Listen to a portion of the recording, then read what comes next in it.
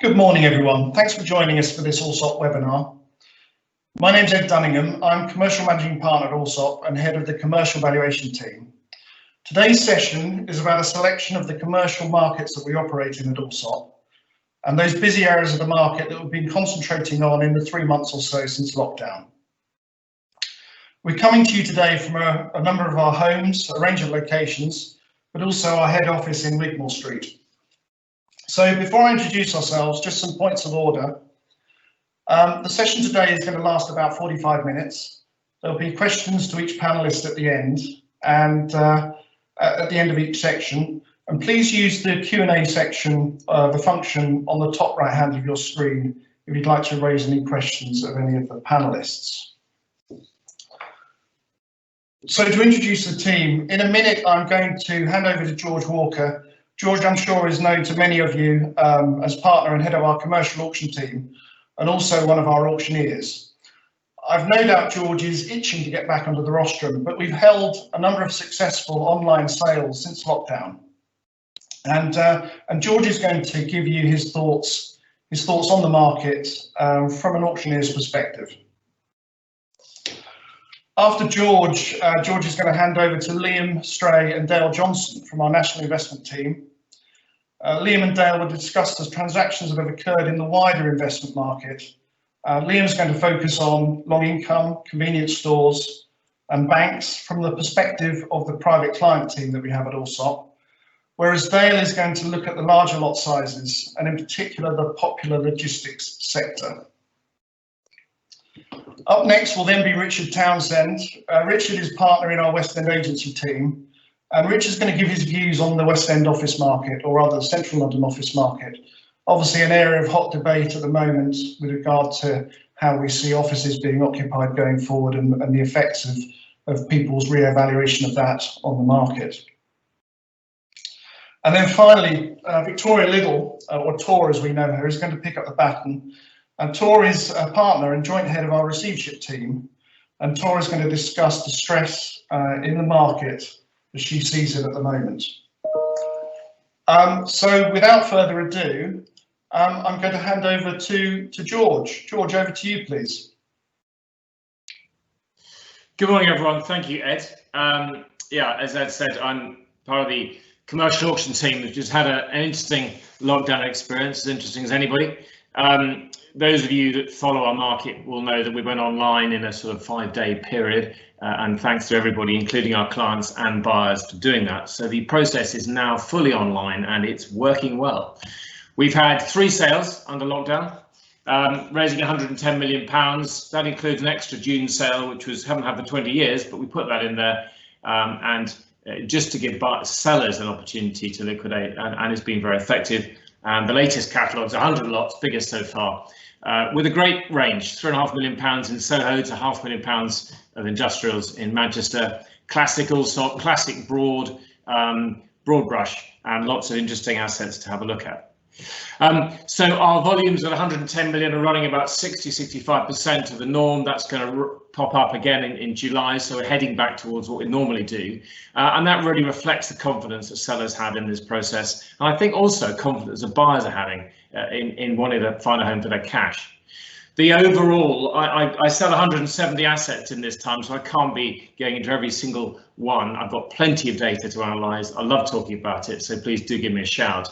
But the overall trend is one of rising yields, and I think there are some exceptions to that. The rising yields has brought a new dawn of buyers, and I'd say that probably of every 100 lots we've sold, we only know half of those buyers. They've been sitting away on our database for years, but they've now popped up, yields have gone up a bit, and they're here. One new buyer, genuinely fresh out of the box, we hadn't dealt with them before, bought 3 assets at the last auction. Some exceptions, of course, I've got a couple on the screen there. The B&M in Ebervale, £3.5 million, 7.5%, that's a pre-lockdown figure, if ever I saw one. And look at the convenience store in Snodland, 5.25%. It's a nice piece, it's not a big lot size. That's rock solid pre-lockdown pricing, and that shows you the concentration of demand in the popular sectors. We look at the next slide, the sellers and pricing. The big question is about distress. Are there distressed sellers? Well, of course there are, because rents aren't being paid, but I don't think it's a tremendously wide trend yet. be very clear that there's no great rush to sell. The one fund we're selling for a lot has been divesting away from the high street for 3 years, very publicly. Most people have done it quietly. We offer, of the 20 lots we've offered for them, we've sold about a dozen, I think. Most of them have been within sight of valuation. Some have been ahead of their valuation, where the investors had a chance to bid quite punchily for the higher yields, and of course some have been less than that. The challenge, of course, is where the lots don't sell, you can't analyse that, and that will unfold over the next 6 months. The high street pricing, high street is about 55% of what we sell. That is being driven by different forces. It's not news. We've had probably 5 years of evolution on the high street concentrated to 3 months. There's lockdown, some of these stores won't reopen. You've got Pret saying they won't reopen. You've got JD Sports saying today on React News, they want landlords to be sensible. What does that mean? Basically, the analysis that we do in our team is about trying to work out where the rent's going to be, the overall rent per square foot for the building. When we're selling it, is it a sensible rate per square foot, looking at what it's used for now, what it could be used for in the future. It's all the sort of things we've done forever in the auction market, but it's becoming more and more important, and almost in some cases ignoring the passing rent. In the absence, of, say, of grade A covenants, because what is a grade A covenant now? Yes, these rents will recover. Yes, the rents will become payable, but it's a big challenge when you've got some of the biggest traders in the high street actually just not paying rent. Look at Pret a Manger, a global brand, the latest of those. So the can pay, won't pay aspect is impacting the returns for investors. I think our investors are looking beyond that. They're looking beyond the initial green shoots of recovery, planning a home for their cash, and you'll see the good prices we've got reflect that. Interestingly, if you've got a small portfolio of smaller assets, you'll find those private tenants are the better payers. They've all had very good grants from government. They've had rates-free holidays, and a lot of landlords are finding that rent is being paid, whereas the bigger corporates are absolutely struggling, particularly in retail. So with the challenges out there, the right mix of asset, location, lease, tenant, user really does get focus of demand. I've got a couple of examples there, a post office in Forest Gate with a couple of flats above it. We thought that was worth 1.8 million pre-lockdown, and we got 2. And look at that little piece in Shoreditch, really great location. Osteopath, private tenant, rents in arrears, but it's an interesting building, and the buyers were all over that. That was a 5.25% result in the May auction. So my final slide on the positive trends, and yes, I can be positive. I'm probably negative on pricing, but positive when it needs to be. More purchases coming from tenants than ever. The corporate tenants, the Tesco's, B&M's, Topps Tiles, we haven't seen them buying for some time. Perhaps they're responding to a slightly uptick in yields. It all makes sense to them. We've got to price down a 3 or 4 year commitment on the lease. It gives them a chance to buy it. Inevitably, that will result, I think, probably in a leaseback program in the foreseeable. Private tenants, we sold a portfolio of a dozen pubs and clubs. They were all closed. Every single one was closed in the last auction, and yet 4 of them went to those tenants, showing great faith and clearly some access to finance. Finance is thin, but there is some finance around.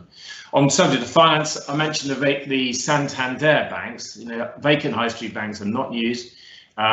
Santander had a number of non-operational units on the high street in the market for some time. We brought 3 to the auction last time and sold them in that 2-week period.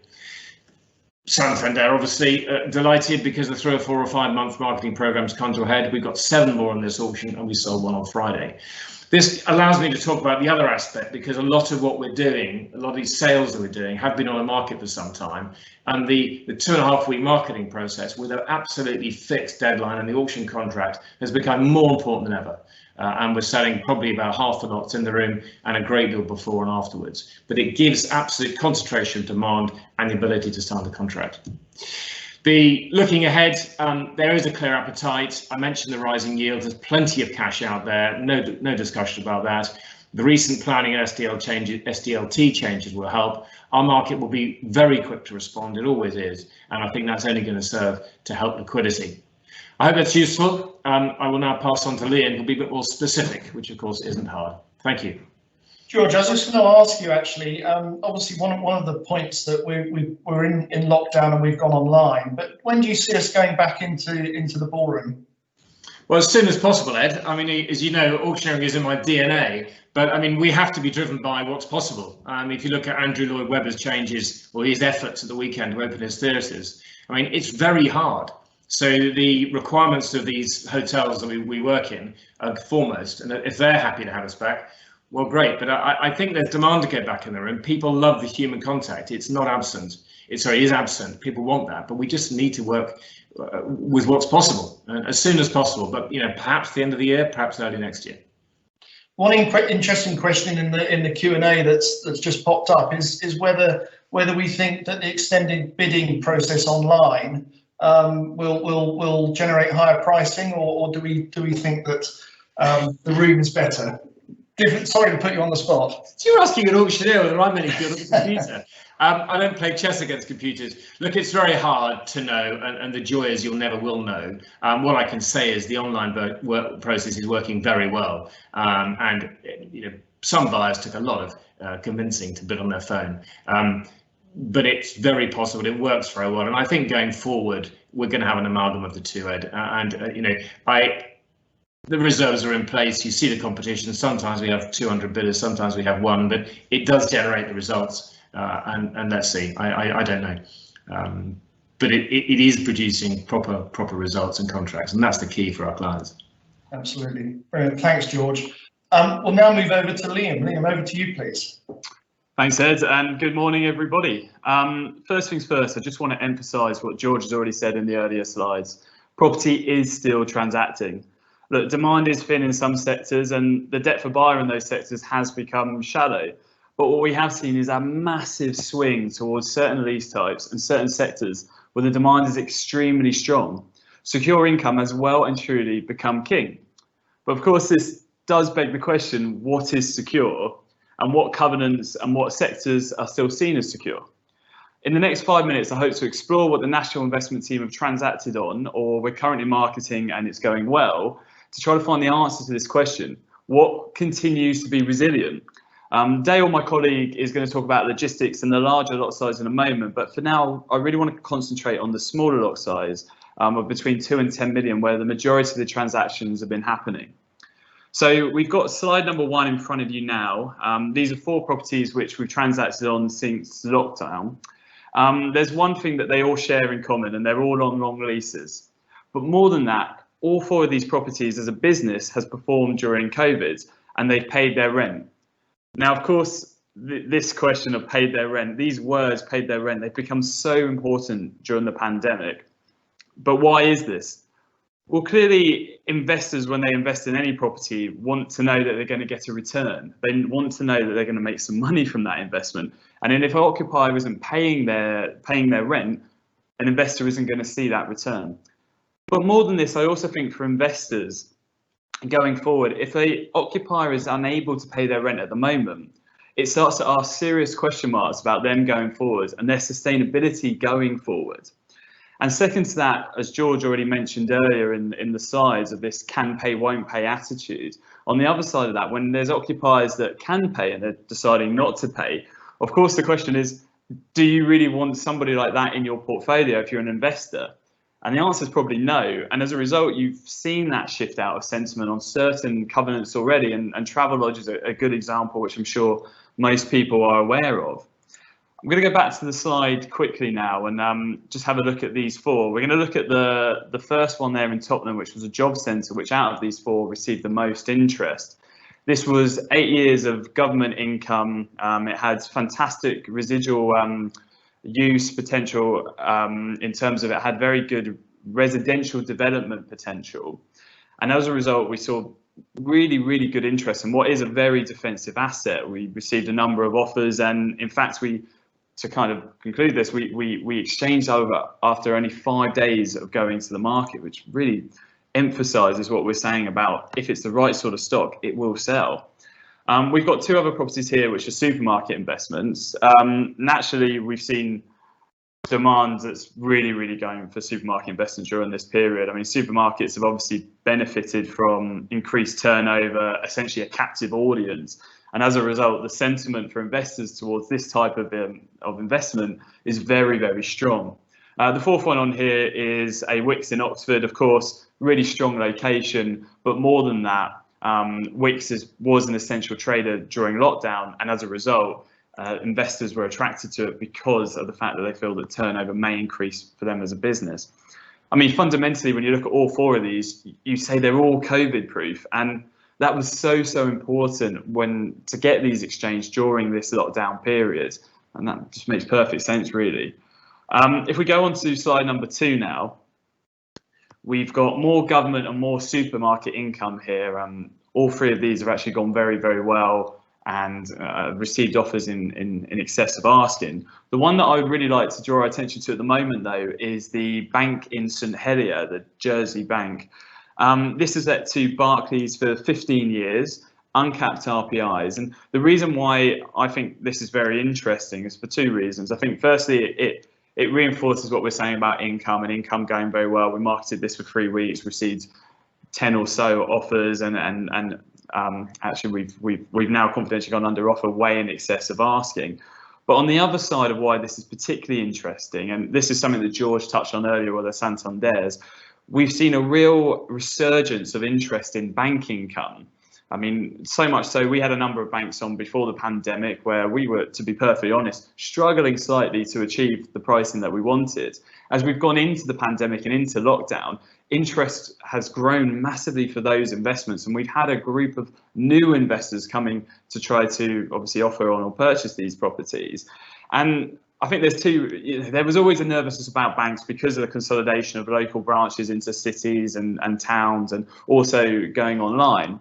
But what we have seen on this is that investors look back to the last financial crisis and look at the support that the government gave those established banks, and a lot of investors think, well, we're almost getting a double covenant on this. So their sentiment has grown greatly for banks, and as a result, we've seen that interest really grow.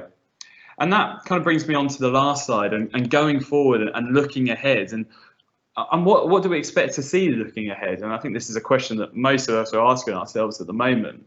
Well, first and foremost, expect to see certain sectors remain resilient and their demand continuing. Supermarkets, governments, banks, they're going to continue and they're going to attract those risk-averse investors that we've spoken about previously. Long income, particularly in the short term, is going to stay strong as investors stay in this kind of flight to safety mode, if you like, as the market remains volatile and uncertainty continues. We're going to see this continued polarization and widening of the gap between yields of income and retail and other volatile areas of the market with higher risks, as demand and depth for buyer is likely to continue to stay low for the latter. And I think one thing that we're going to see as well is this back to basics approach to property. And look, there's no doubt that CVAs, administrations, etc. are going to happen, and they're going to happen over the next 6 months to a year. Who knows if longer? Who knows? But the value and the protection that was once given by leases is now being questioned, and as a result, a property's location, its current and future use, its alternative value, its residual value, its age, its fit for purpose, it's going to suddenly become even more important as we see further casualties in the market. And that brings me on to my last point here. And who paid rent and who didn't pay rent is not going to be forgotten by investors. And we spoke about it a moment ago. One thing is for sure, landlords aren't going to forget how tenants have acted during this pandemic. And there's going to be ongoing consequences going forward. The sentiment for certain covenants is going to move out based on solely how they've acted during this pandemic.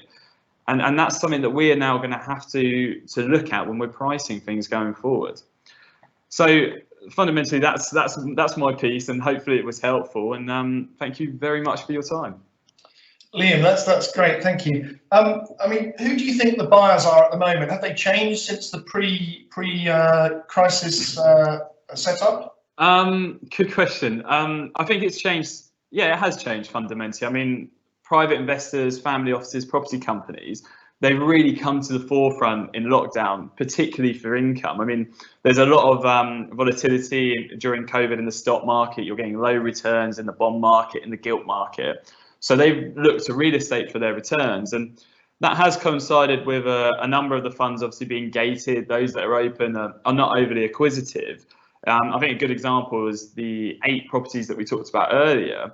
the interest for them or who bought them has all been from private investors and property companies. And there has, George mentioned again, there has been interest from occupiers buying back in their units, but fundamentally the private investor and the property companies, they are the market right now. And I think that's why we as a company are also obviously benefited, because we're very close to those private investors and those property companies. And I think that's one of the reasons we've been so active, and it's really helped us. So yeah, I think those guys are fundamental right now to the market. So yeah, I guess that's what I'd say.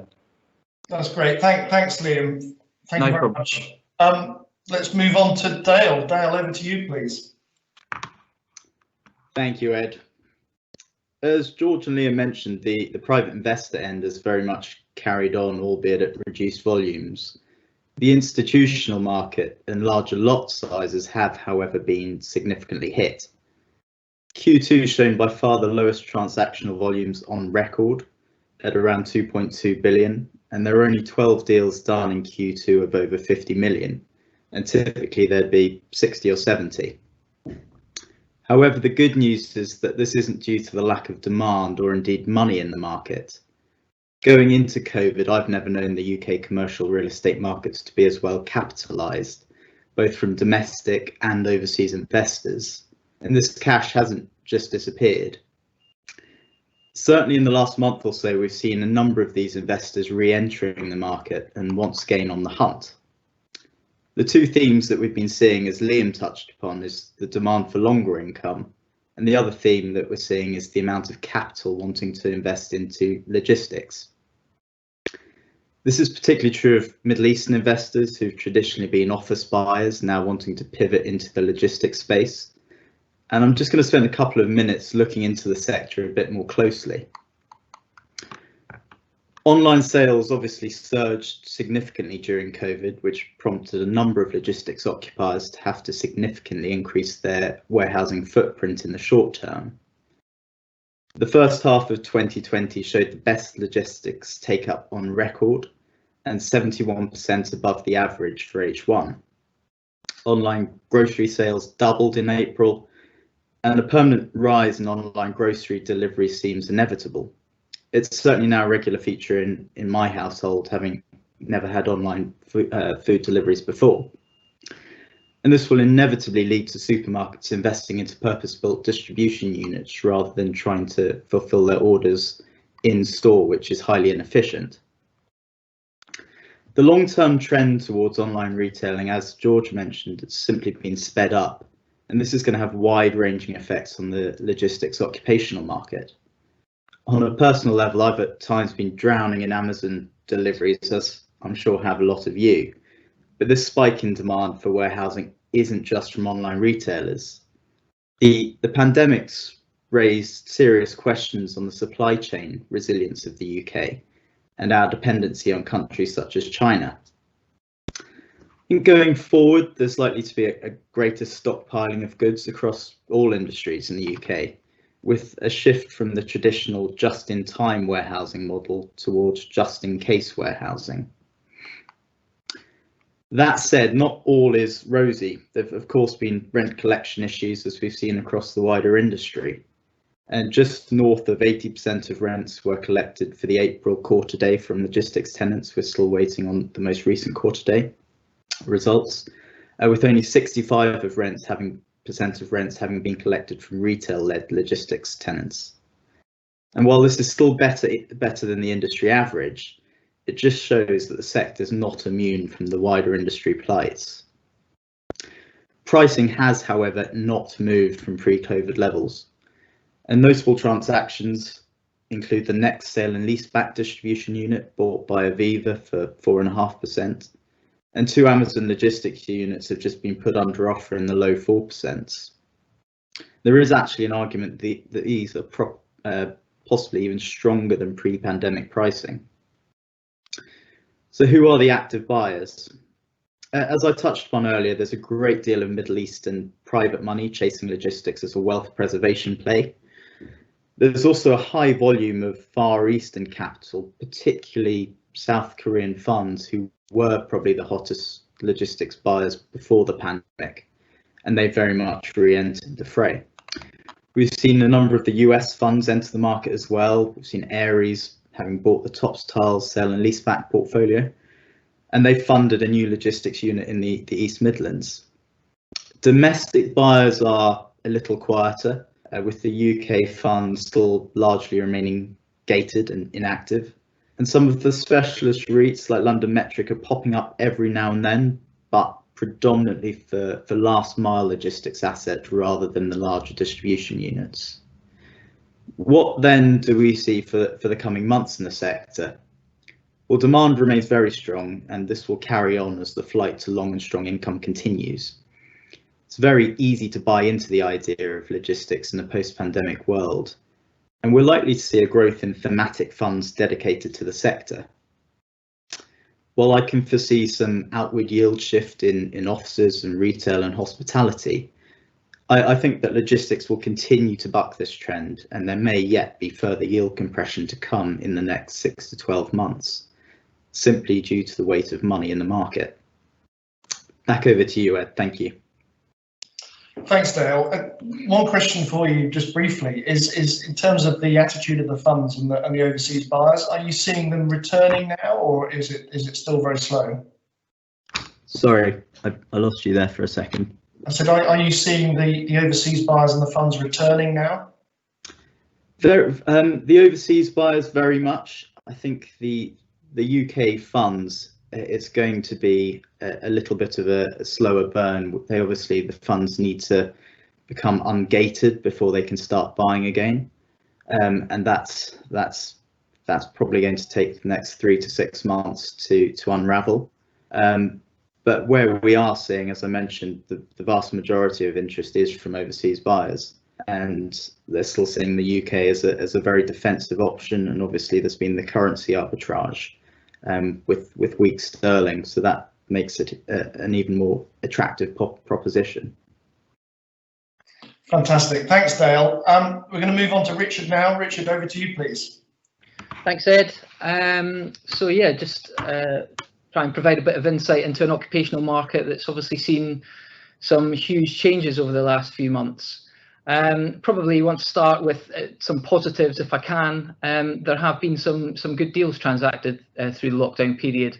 One Newman Street, the pre-letting to BNP Exane by Great Portland Estates at a really strong rental level, and most recently the pre-let of 25 Golden Square to Roxor Gaming.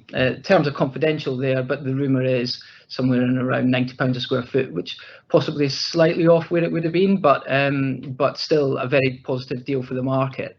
I think with all of these lettings, the one common factor is that they were all pre-lockdown negotiations. In effect, they'd all started pre-lockdown, and I think that's a case across the board. We've done 5 deals over the last fortnight, but all of which were transactions that started pre-lockdown. I think what we are now trying to get to grips with is, you know, the new demand coming through and how that's going to affect the market moving forward. If we just flip on to the next slide. So, you know, in terms of stats, it's obviously been pretty straightforward in terms of the fact that Q2 take up was 300,000 feet, which is, you know, down over half on average. And for H1 in 2020, you know, we're going to be down closer to 60%. So obviously a huge fall in the figures. And what I would say is that, you know, the development pipeline remains thin. It was thin before. There's going to be continued issues with delays in that pipeline moving forward now. And 31% of the available space coming through between now and 2023 has already been pre-let. So for the bigger grade A buildings, there is, you know, we're still a little bit short of that, and moving forward, I think that's going to help us. Vacancy stands at 4.4%, which, you know, traditionally you would probably still say is verging on landlord market territory, albeit that we're now seeing a lot of tenant controlled grey space coming back to the market. This, you know, and you know, if we're sitting here in 6 weeks' time, you would envisage that vacancy rate has gone up by a reasonable, meaningful amount. And anecdotally, I think across the market now we're starting to see viewings have recommenced over the last 3 to 4 weeks, and do seem to be increasing week on week. across all the agency practices. People are starting to come back into the market, albeit at lower levels than you would expect for this time of year. If we just move on to the next slide. So looking ahead, where is this new demand coming from? What are we going to see moving forward? The occupiers that are in the market at the moment are clearly seeking more competitive deals, and there is a bit of a perception gap now between landlords looking at what they could have got pre-COVID and what the offers are coming in at now. We had an offer in yesterday on a product that I think is some way short of expectations, but is going to be expected in the market moving forward. The most active market we've seen is sub 5,000 square feet lettings of fully fitted Cat B space. That's what we're seeing. Tenants, many of them coming out of serviced offices and co-working spaces. They're worried about social distancing concerns in environments with a lot of people they don't know. So we are starting to see a number of smaller businesses coming back in traditional offices, and I think that's as an area we're spending a lot of time speculatively Cat Bing offices on behalf of landlord clients who are looking to bridge that gap between traditional and serviced offering. Fundamentally, it is really difficult to assess, the full impact of what's going to happen to the office market until society as a whole really starts returning to the office. And frankly, there's no great rush at the moment. Everyone we're talking to seems to see that it's going to be closer to September before we can really get a real handle on what's happening. But that limited supply pipeline gives a realistic opportunity of a quick rebound in the West End and Central London generally, if people do start coming back.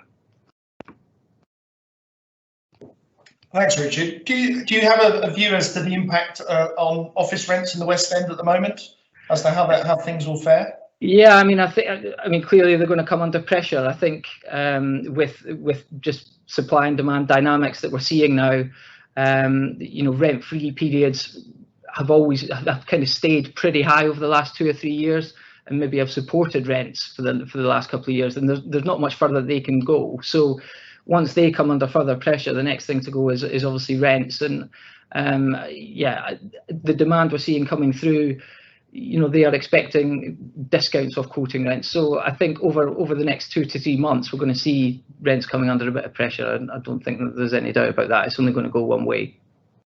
Okay, that's great. Thank you very much. And now I'm going to move over to Tor. Tor, over to you, please. Hi, thank you, Ed. Good morning, all. So I'm going to round up our review today by looking at the market through my lens as a receiver. And the question I'm looking at is, does the global financial crisis of 08-09 give us an indication of what's to come later this year, moving into next? So first of all, looking back and reflecting on what happened last time round, it's clear to me the cause was quite different.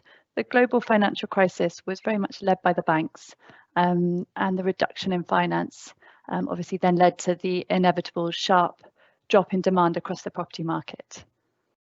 This time round, the catalyst has been quite different. COVID-19 and the subsequent lockdown has created a position where many businesses have either been unable to operate or have been severely hampered in their operations. This was quite different. I think, unlike last time, however, the government have put in place significant mitigation measures to support businesses. The furlough scheme, rates holidays, stamp duty changes, and all of this in a prolonged period of extremely low interest rates has supported businesses. And I think the other measures put in place by the government, on the other side, the emergency COVID legislation, which has prevented landlords from forfeiting leases, has prevented lenders and landlords from taking possession of properties, and has taken away or has put a stay on stat demands as a method of debt collection. And I think the result of this is I think we will see a slower burn this time round. What is clear to me, however, is that there are issues and therefore inevitable distress in the market regardless. I think going forward, we'll see further defaults from owner-occupiers, we'll see further tenant failure, and therefore landlords will be in a difficult position and potentially unable to service loans. I think we'll see positions where loan expiries come around, landlords unable to refinance, little appetite in that market, and positions where potentially loan to values no longer stack up. So looking at our recent experience as receivers, it's been an interesting few months for us, as it has been for everyone. And I really echo what my colleagues before me have said in terms of our experience in the market with the assets that we've been selling. There's been sort of unprecedented strong demand for some assets. There's been a lot of cash in the market and a real feeling of pent-up demand post the uncertainty coming off the back of the Brexit negotiations, and I think pent-up demand post the election. We've had some crazy outliers. For example, a property we sold in the May commercial auction in Old Street, where we had levels of interest that I don't think I've ever seen before as a receiver in the market. I think we had 270 legal packs downloaded, and we achieved a price way in excess of where we had originally envisaged. On the flip side, we've been finding that anything that isn't straightforward and that maybe has an issue or is tricky in some way has been far more difficult. We've had a few abortive sales, and it's clear to me that the market is far more discerning and senses that there are alternative opportunities either in the market currently or to come. So moving to the now and looking forward, we are clear that there is going to be challenging times for some, and that we're going to see some distress in the market post September quarter day. But I think, as my colleagues mentioned, this has not yet really begun.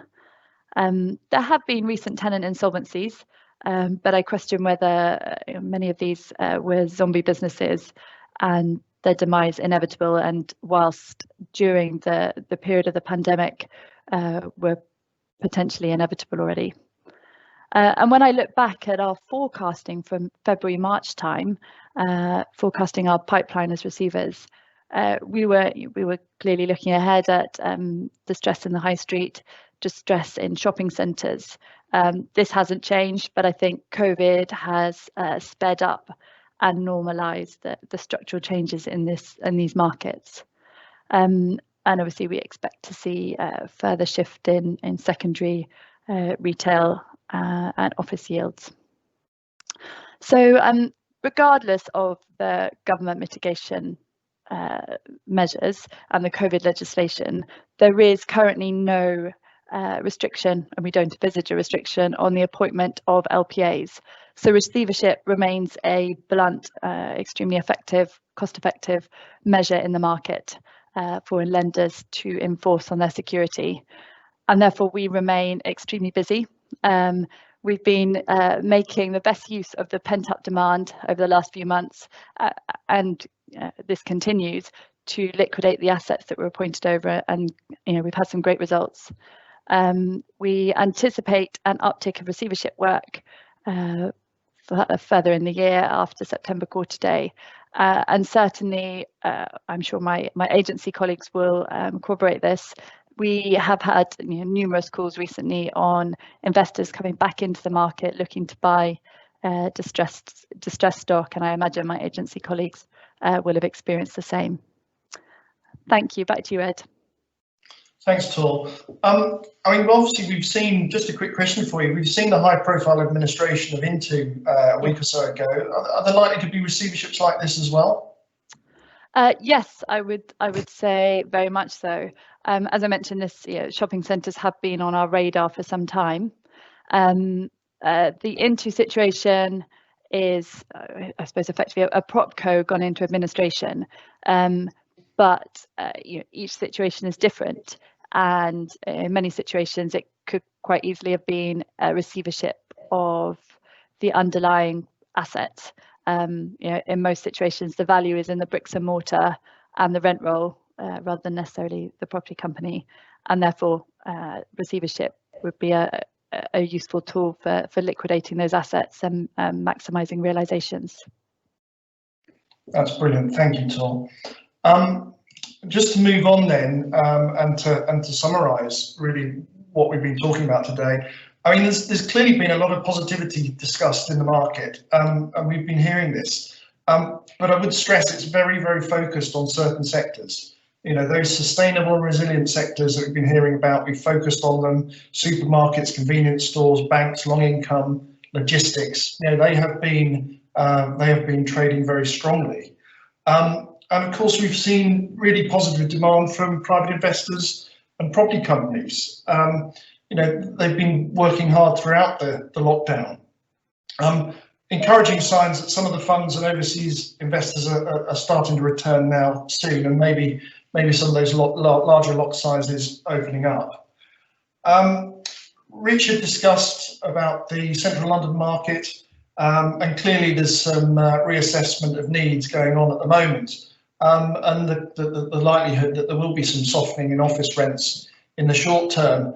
But I have to say, we haven't really talked about the investment side in London, but the signs are that the investment market is holding up extremely well in London, and I think that's probably because of investors' perception that longer or medium to longer term, London is a capital city. It's a global centre, and will hold up very well. And trying to buy in London at any point in some of the better addresses is always hard. So the investment market's holding up, but there will be some short-term softening in terms of office rents, it seems. Of course, it's not all positive.